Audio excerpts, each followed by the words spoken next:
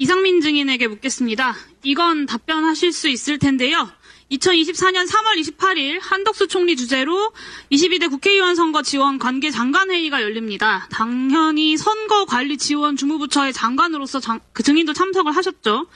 선거관리의 투명성과 신뢰성을 강화하기 위해서 이런 조치들을 발표를 합니다.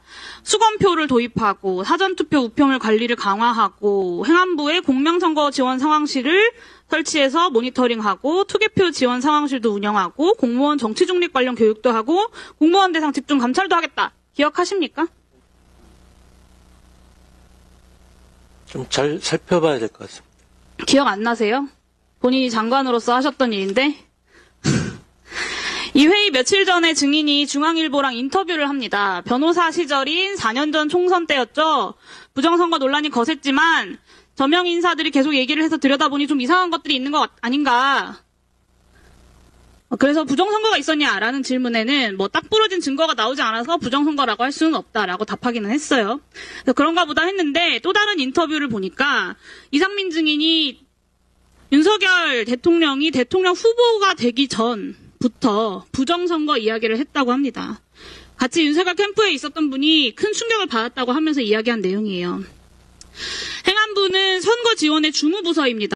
행안부 장관 지명 받을 때 부정선거 있는지 감시 잘해야 한다라는 대통령 당부가 있었습니까? 이게 이번에 이제 그 대통령께서 당부가 있었냐고 물었습니다. 큰 그 사유 중에 하나이기 때문에 제가 증언하지 않겠습니다. 네, 이승만 정권의 3.15 부정선거 누가 했는지 아세요? 내무부가 했습니다.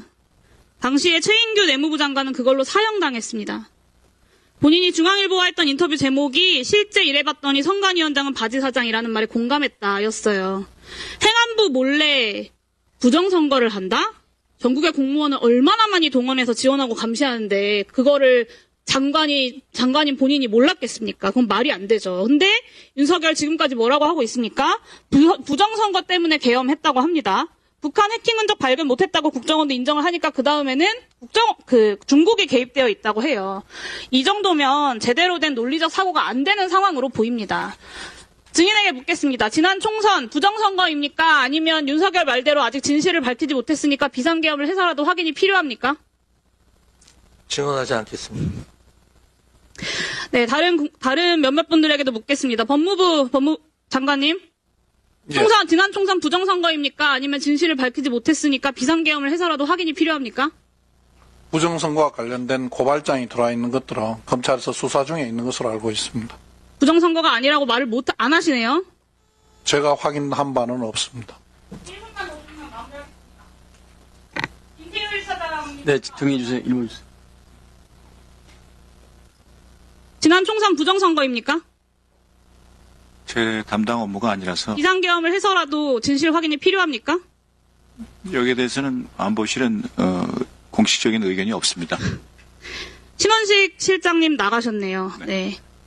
이게 윤석열 정부의 모습입니다. 모든 국무위원들과 주요 인사들이 다 부정선거론에 찌들어 있습니다.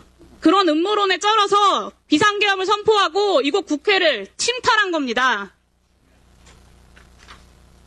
더 이상 할 말이 없습니다. 마치겠습니다.